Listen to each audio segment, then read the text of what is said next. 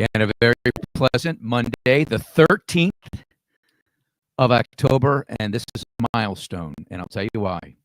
The first ever guest on One-on-One who has their own Wikipedia page. How about that? Brian Montgomery joining us on One-on-One, chairman and founding partner of Gatehouse Strategies, former HUD deputy secretary, and boy, you've got quite the resume here. I really appreciate your time. Only individual to serve as FHA commissioner twice and under 3 U.S. presidents, and they didn't all wear the same jersey. Bush, Obama, and then Trump. It was a Republican sandwich. Brian, good to see you. Good to see you, Greg. Thank you. Yeah, you're coming to us from your home in Alexandria, Virginia. I don't live too far from you, in the McLean area, and what a day today is for our world. I think that we have to just at least, given your background in politics, just quickly touch on the release of the hostages in Israel and what kind of moment this is for the world to offer some hope of peace. Obviously it's hard to imagine it will always be peaceful, but today is a pretty significant day. I agree. I absolutely agree. Many presidents have tried to bring about, a long-lasting peace in that region.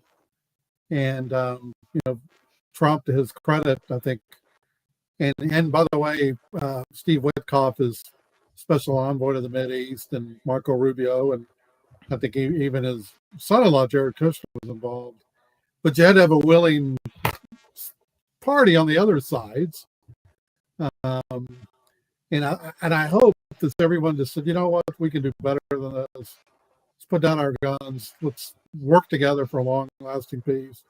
Return the hostages to their families or their remains, and let's try to work together to do better. And it was good to see, Trump well received, and I believe he's on his way to Egypt now to do a summit there with a lot of presidents from the region, and hopefully it'll be long lasting.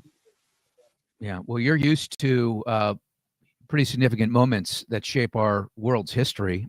When I go back to 9/11, when you were serving as director of presidential advance, you were traveling with the president on September 11th with him at the Pentagon on the 12th, and on September 14th, when President Bush was at Ground Zero. And there's a lot we need to talk about here, right? I mean, you are an advocate for affordability, and you've done so much in the housing space, but I heard you talk the other day at a CHLA roundtable about the experience of being alongside President Bush that day, and just share with the audience what it was like, the chaos that ensued, and being lifted up off the ground, literally on a plane, flying around, not knowing if and when you'd land. Well, that's a topic I could speak about for hours, as you know. I would just say that the short version, the day began, we were going to talk about No Child Left Behind, President Bush's signature education bill. So we're at an elementary school in Sarasota called Emma Booker Elementary School. And we're literally pulling up to the school. And I rode in what was called the support vehicle. And a gentleman behind me, I was sitting in the front seat. He was in the bench seat. It was a van. Says, he's on the phone, and he says, a plane just hit the World Trade Center. I'm not a pilot, but I immediately thought, planes don't just hit the World Trade Center.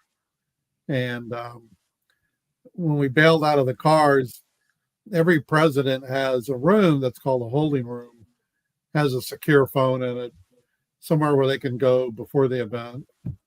And the head of the White House military office was traveling with us that day, who was also a good friend of mine. And he goes, "Did you hear about New York?" And I said, "Yeah." He goes, "It's bad."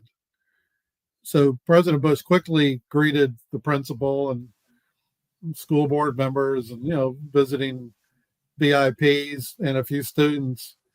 And he, calmly said, "I need to go take a phone call." And he had Condoleezza Rice, who was National Security Advisor at the time, holding, and then later spoke to Dick Cheney. And, someone said, "We need to go get a TV." And when I grew up, there was an AV department at the elementary schools where they have a big old TV on a rolling cart. And as God is my witness, somebody came back with a big box TV on a rolling cart.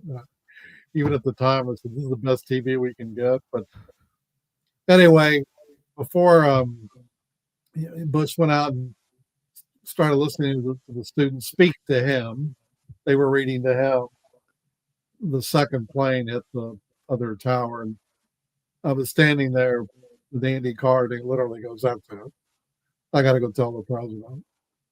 So there's two doors that went into the classroom where he was, and I kind of pointed to the one. I said, "You're going to be in the camera shot." He looked at me like, "I know."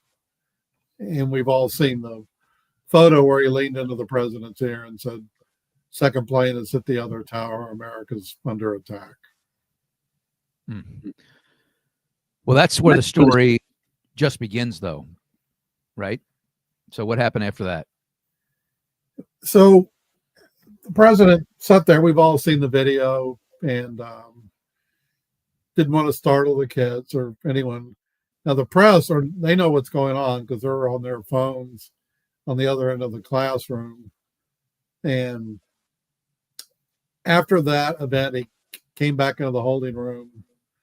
Secret Service is telling me we need to get out of here in a very direct manner. I'll leave the expletives out of it. And but he wanted to go speak to the nation in the auditorium where we were going to talk about education. Ari Fleischer and Dan Bartlett and the president wrote out a statement. So we hustle over to I think they call them cafetoriums, and maybe a couple hundred people in there. But instead of talking about education, he basically tells everyone there's been a terrorist attack in New York. Now, I remember several things about that. One is a lot of the students that were in there, these are elementary school students, are hearing this for the first time. And I remember looking at their reaction like, "What?" These are little kids, and I think we had inadvertently scared them. But at that point, he asked for a moment of silence. The Secret Service goes, "We're rolling. If you're not on the motorcade car, you get left behind." And we literally ran to the motorcade and took off. Of course, the motorcycle escort.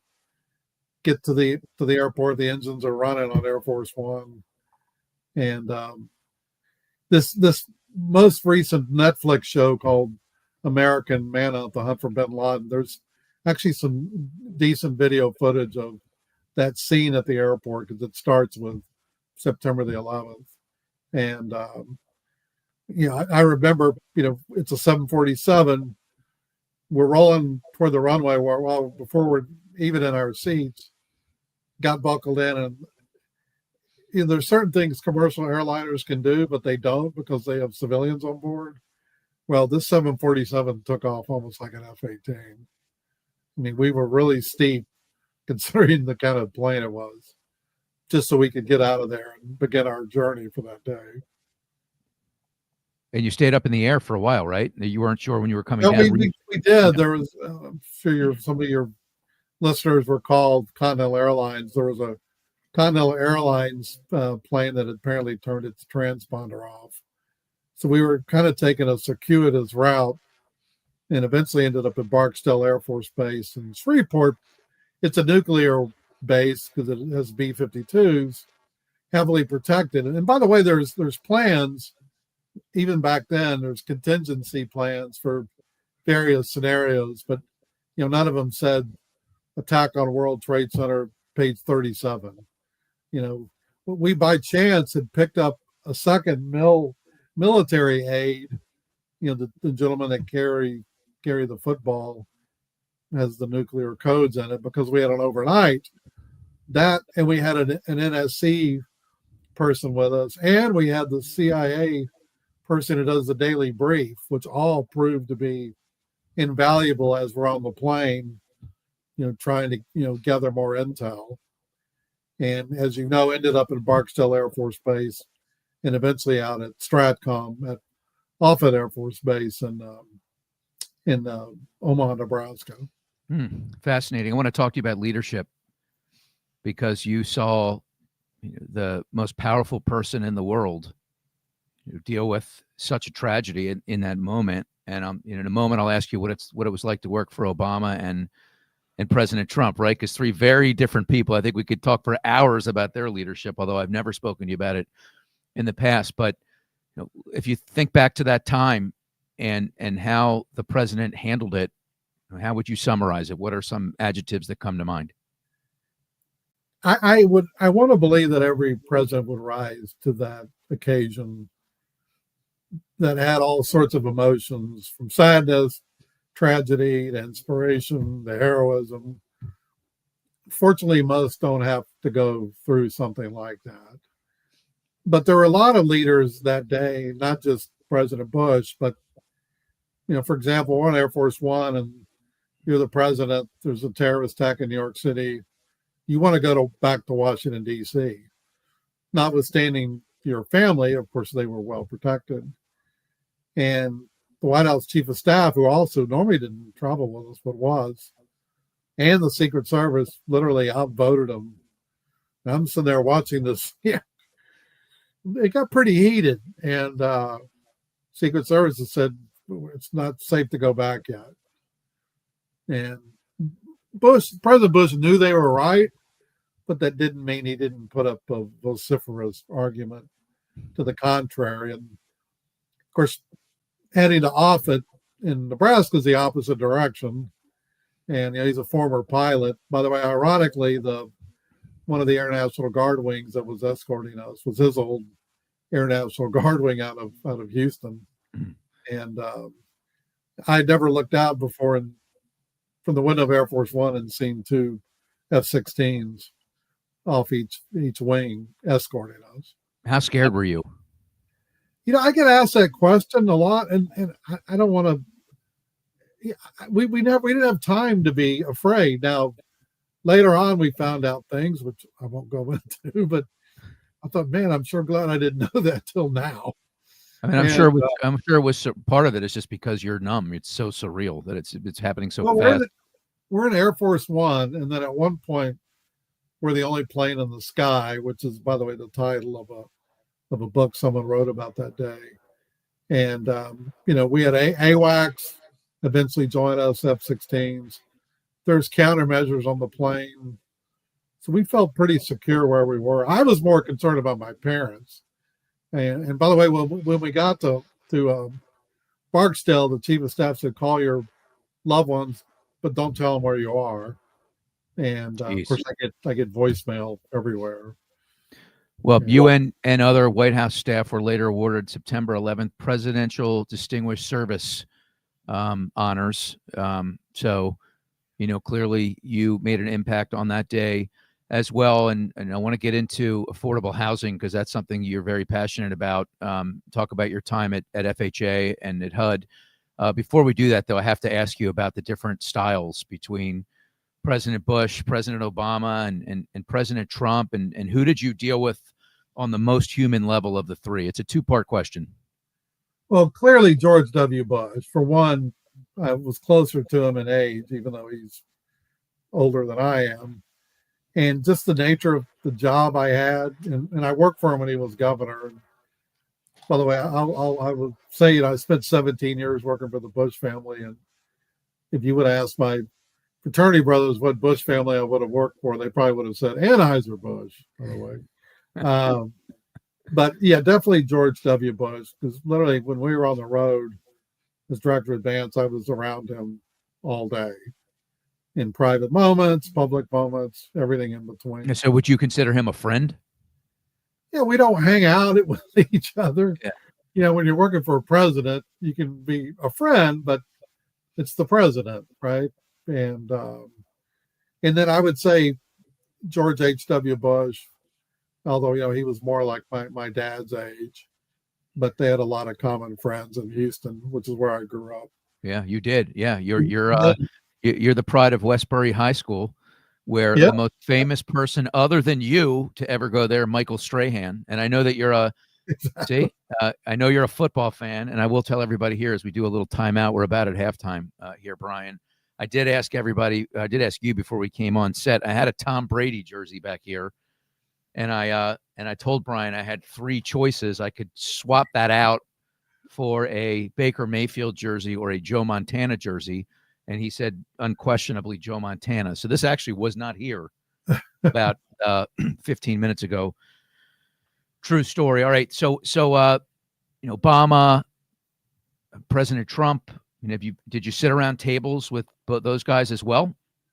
Not Obama. I was a holdover from the Bush administration, which used to be fairly common, that they would ask 2 or 3, sometimes only one person, to hold over past the inaugural of the new administration. Yeah. And so the Obama administration in 09, actually in 08, asked me to stay, me and Joe Murin, who was running Ginnie Mae. Yeah. And I ended up staying for 6 months. He stayed for 7. Yeah, and you were Dave Stevens' predecessor and successor. Later a successor, and not direct successor, and that's when I got to know David. May he rest in peace. And it ended up taking him a long time to get confirmed, which is why I stayed for right at 6 months in the new administration. And so I never was in a meeting with Obama, which I didn't expect to be, although I did meet her when she came over to speak to the HUD staff. No one said, "Oh, by the way, he's the Republican." Someone said, "Yeah, he's the guy that stayed back to help us." By the way, I remember when they asked me, and I called my dad that night. He goes, "Well, I hope you told him yes." I said, "I did," and that was an interesting time, and no complaints about it. And then Trump, I would certainly attend meetings with Ben Carson, which most presidents do a bigger meeting in the Roosevelt room, because it's a big long table. I'm sure some of your listeners have seen it before, and you're looking face to face, and there's room for backbenchers. President Trump preferred and still prefers the Oval Office, which is a great room to go into. I've been in there many times, but it's not really good for a meeting unless it's a small meeting. And we're in there talking about housing finance reform. I think everybody knows that topic. This was in 2019 when we were presenting a plan to him. And of all the things that we got off on, we ended up having a deep discussion about reverse mortgages. And I won't say necessarily what started it, other than someone made a disparaging comment about reverse mortgages. And I couldn't let that go by. So I literally stood up, said, "Excuse me, Mr. President, but that view of reverse mortgages is a bit dated." Got it. Well, in late 2018, you were the keynote for a gathering. I believe it was called Solutions for Affordable Housing, where at the time you said, quote, "Ultimately, I do believe FHA serves a critical mission in trying to create economic stability so that everyone can feel a part of this country and have a chance to reach their goal for themselves and their families." Are we living up to that promise as we're staring at the worst affordability problem we've had in over 4 decades? Well, FHA has had some tremendous leadership. And by the way, I feel blessed that housing is my field for a lot of reasons. And principally, one of them is, the other side, no one's anti-housing, right? You may disagree on how we get there, but it's easier, or I should say, to find common ground and to find some sort of middle ground, if you will, where both parties can feel like they're better serving their constituents. Look, FHA performs heroically. It needs to be there all the time, the good times, the bad times. And we've certainly seen the bad times where FHA has stepped in and right after the housing collapse, everybody came running to FHA, and I was there, by the way. We went from 2% market share. 3 years later, we're at 25% with the same number of people, I would add. Look, the market has a lot of constraints right now. Certainly your viewers are familiar with all those. And but for a lot of them, between the current interest rate environment, I know we all know that it's come down a little, but just the lock-in effect of people probably many people listening today that aren't going anywhere with their 3% mortgage.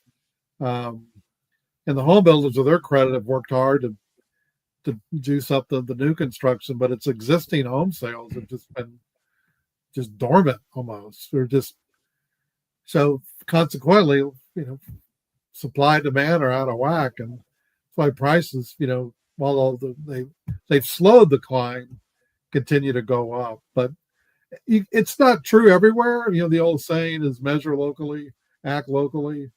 Some areas are doing better than others. What's your best idea for solving the supply and affordability problem? I hear a lot of solutions from a lot of different people. Yeah, there's dozens of good ideas. I think it's taking them in the totality of what they are, and you have to be very mindful of one thing you do could have an unintended consequence of actually harming. And I know there's been some creative down payment assistance programs, and I'm in favor of that. But you can also juice demand for a limited supply, and you're inadvertently driving prices up. I would say one area that this country needs to take a long look at is sort of non-traditional home construction methods. We've seen some of the so-called 3D printed concrete, but that's one of 10 that I've seen out there. And but the technology is amazing. They're by and large impervious to flooding and hurricanes, you name it. But I think HUD could play a bigger role in sort of I don't want to use the term regulating, because I don't want. Let me compare it to what they do with manufactured housing. I think HUD could have a bigger role in just sort of establishing the rules of the road for the sort of non-traditional housing. By the way, that could qualify for FHA Title too. Yeah, so I recently took part in a roundtable with CHLA, the trade group, and we went around the block. We went to Ginny, we went to FHFA, we went to the White House. And a gentleman, I'm sure you probably know, Bill Merrill, was talking about the GSEs and the two changes they made to their Choice Home and Manufactured Housing Advantage program. So they're looking at single wides, and some people like the idea of yes in my backyard. Other people are like, you got to change zoning. So that's why I asked the question. If you had like, your answer is the one I get most often, though. It's the totality. It's, hey, you got to chip away. Not any one of these things are going to solve the problem. However, something that could solve probably half the problem, from what I've read, 5.5% rates. That would help. That would help. That would certainly help, but we need a corresponding increase in supply. Well, I think would help sort of break free some of the existing homes. Yeah, I mean, I saw something that talked about if you could get back to, and I'm not going to be able to rephrase this, so I'm not even going to try and go there. But basically, if home values went down 15% and interest rates went down to 5.5%, you would essentially solve the affordability problem when you look at the median income it would take to qualify for a home relative to history. I said I wasn't going to do it, but I did it. Hey, let me ask you a question, because you were in such a powerful seat at FHA. So, Mortgage Insurance Freedom Act, which was introduced on the House September 19th, designed to allow borrowers to stop paying FHA insurance premiums once they build up a meaningful level of equity in their home, whereas private mortgage insurance premiums are automatically eliminated once a homeowner's loan-to-value reaches 78%. FHA borrowers today are required to continue paying MIP for the entire life of the loan, and CHLA and other advocacy groups call it inequity. What is your opinion about this? Is this an opportunity to give some relief to those with FHA loans, or do you think it should remain for the life of the loan? Well, I used to get this question so often. Both times. I feel like I just keep asking you everybody else's questions. I feel like the worst interviewer of all time. But continue. No. I mean, it's a good question. I think there's sort of a philosophical divide, which you've got a well-heeled group of listeners. They're very familiar with the Office of Management and Budget. You can't do anything without their concurrence because they do all the apportionments. and they, going back years, have a philosophical disagreement that we don't want people getting life of loan insurance, but stop paying premiums. Because, FHA's got to be there in the good times and the bad, has to balance, getting good borrowers against bringing them maybe those with a few blemishes on their credit. And, it's a moneymaker and helps ensure that FHA is always on solid, actuarial footing, if you will. That said, if you look at the last actuarial review of the MMI fund, FHA's got positive economic value of pushing 150 billion, I think. Now, a lot of that's on paper because it looks out over 30 years, but I think it's something this administration should definitely take a long, hard look at the appropriate time. What about MIP? What about a reduction in that? I mean, we talk about affordability. Well, that would see, they would, when they model all this out, they look at that as well. Well, what would you do though? Like, if do you think that there's an opportunity there, given the surplus that is in the fund? The two are not mutually exclusive, obviously, but I used to use the term attenuate the dial, because there's great modelers, great statisticians at HUD and FHA, and they would run these models as a really good contractor that would help. And because you have to convince O&B that, the math is on your side. Yeah. Because, I know the incoming Biden administration 2021, right before they left, lowered the premiums. The incoming Trump administration raised them back to where they were. If they hadn't have done that, they'd have been upside down that year, according to the actuarial review. So it was actually good that they right-sized them. But again, it just depends on a snapshot in time. What's the health of the MMI fund at the time? What's the market look like? But it's certainly something worth looking at again. I think there's an opportunity, this isn't your domain necessarily, but to develop a program to streamline conventional loans. Like to have to go through the whole approval process again. When FHA allows, and a lot of times PIWs, you don't even need appraisals, just give me a pay stub and you're good. You can go from 5.5% to 3% and get all the benefits. I won't ask you to comment on that, but I am curious to know how you feel about non-QM loans. If you're aware that they're out there. I know you're not necessarily in the public sector like you were before, but still, this is a growing segment of mortgages that are really taking hold. It was 3% 2 years ago. It was 5% last year. It's going to be 8% this year. If it continues to go up 50% every year, we'll be at 15% market share in the next 18 months. That scares the hell out of me, because these are loans that you use qualifications, very unconventional, like, right? You're looking at rental income, for instance, which can go up and down based on these events that we've talked about. Any opinion on non-QM loans, and if there's any danger in the out there somewhere? Yeah, I'll just say, with the right borrower, the right circumstances, the right market conditions, I'm not anti, non-QM loans. I just think there has to be, serious look at whatever the borrower's particular situation is. Well, then you're such a politician. This is why you're a legend. This is why you get a wiki page, because you know how to answer every question. Plus, I know you have you've got like a broadcasting PR kind of, one layer removed background in many of your capacities going back as I researched you. So I'm going to ask you a question to the question, right? I'm not going to let you get away with that. And the question to the question would be, to your point, is there enough of that going on right now in terms of looking closely enough at what it takes to qualify, or would you be taking a closer look at what it takes to get a non-QM loan? Look, I'm ultra cautious by nature. I mean, believe the data. I think whenever the data ends up what it tells you about performance, I think then you can have a better informed decision going forward. Because again, like I said, it depends on the borrower, the circumstances, type of product.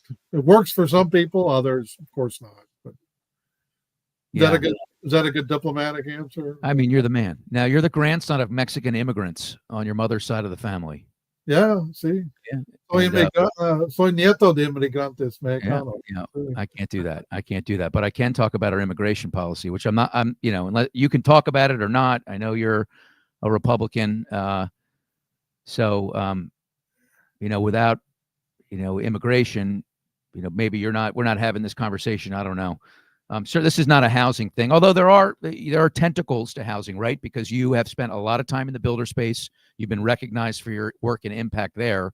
So maybe comment on the policy as it relates to where builders are now and how the policy could impact, the cost of goods and, the ability for builders to build.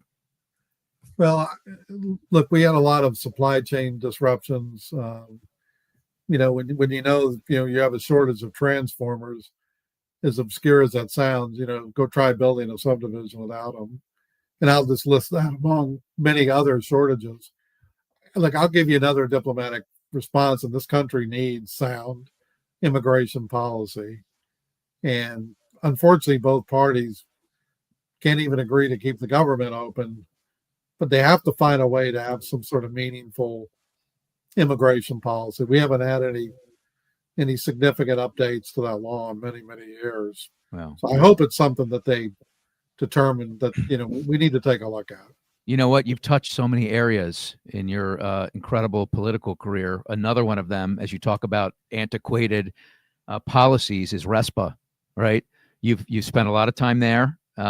50 years or so that's been around without any major modifications. Let's go that route. Why don't you throw your hat in the ring here on RESPA reform, which the NBA provided a white paper a year and a half or so ago. I don't remember exactly when, but they'd love to see reform, especially as it relates to marketing agreements, as we're in this world of digital marketing now. What do you say? I'll give you. Well, I led that RESPA reform effort in 2008. Matter of fact, it was the last rule to go into effect in the Bush administration on January 16th, 2009. That's back when HUD had purview of it before it was stolen by the CFPB. And I would say it needs to go back to HUD. RESPA gets lost in the shuffle at the CFPB. Housing programs, affordable housing, home ownership is in HUD's DNA. They need to take that function, get it out of the CFPB, and move it back to HUD. It never should have left there in the first place.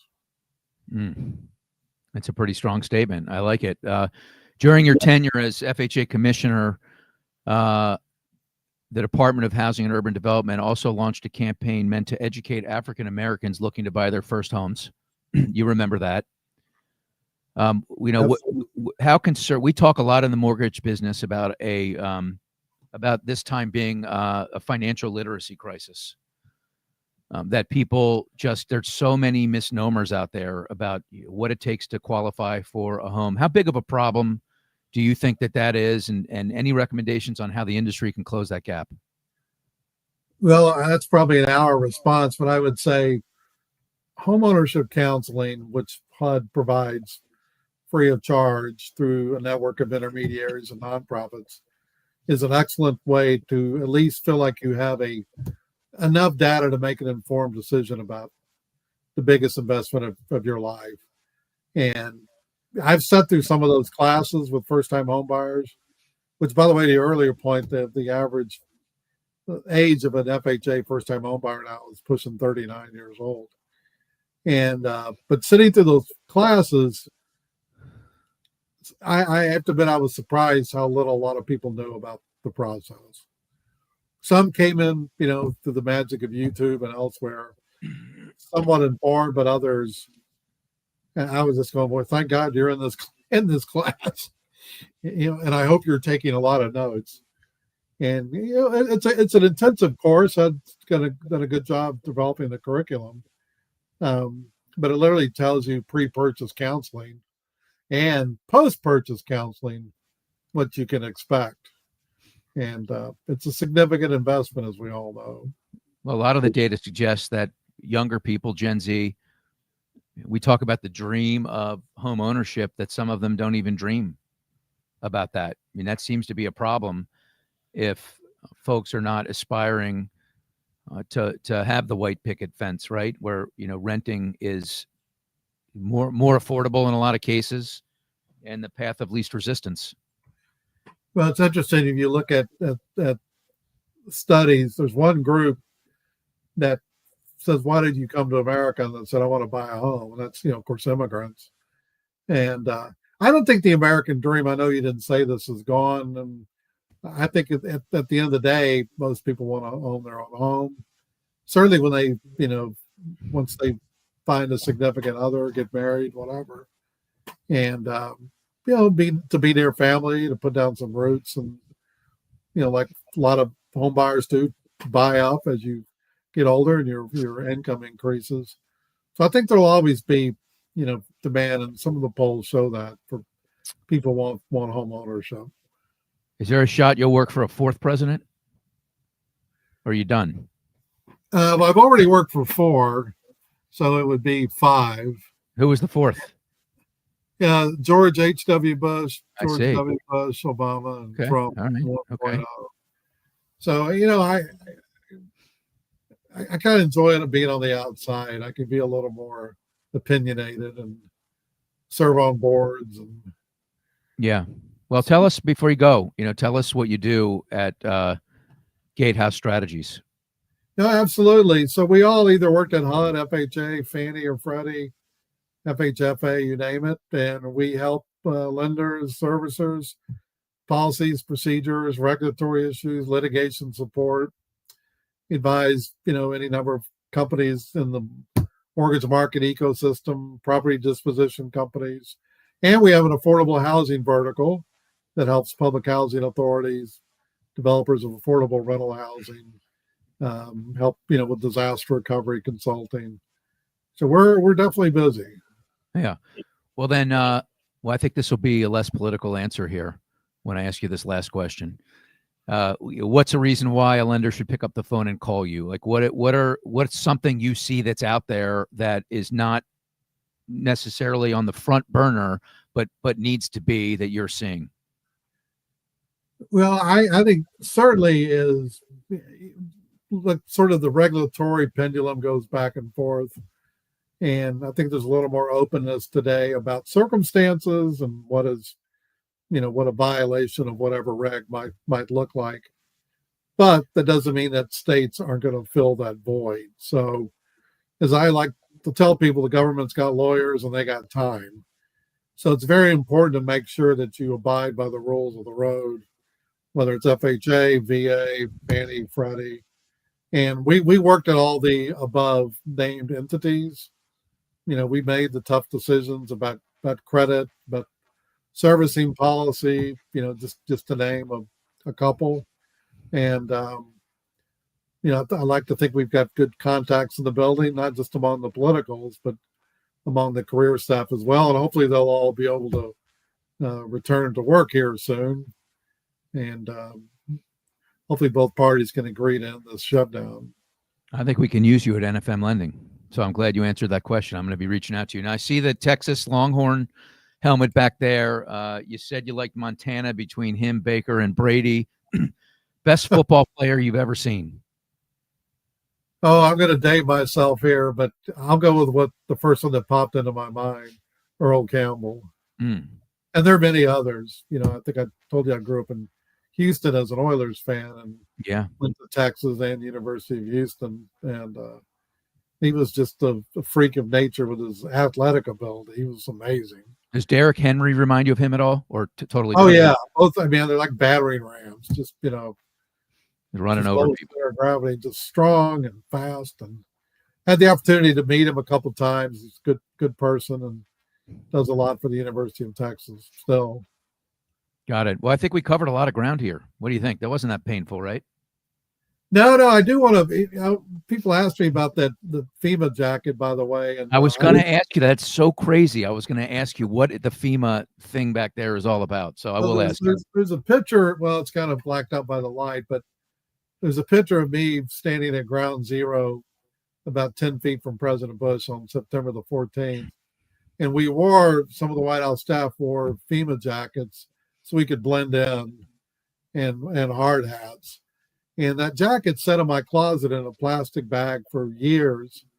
And about 2 years ago, I said, you know what? I'm going to get this thing in a box, display it, and had a little plaque made at the bottom that you may be able to see.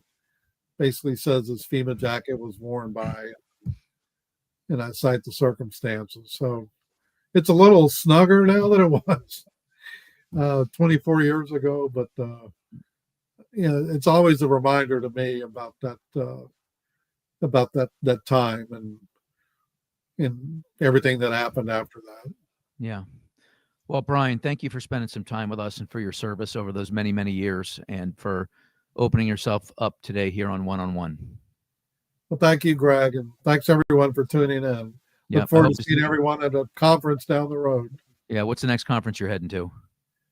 Well, I'm not doing the NBA. 2 other partners are going. The Texas NBA is my next one. Excellent. In November the 4th. Well, maybe I'll see you in the neighborhood next time I'm in Alexandria, Virginia.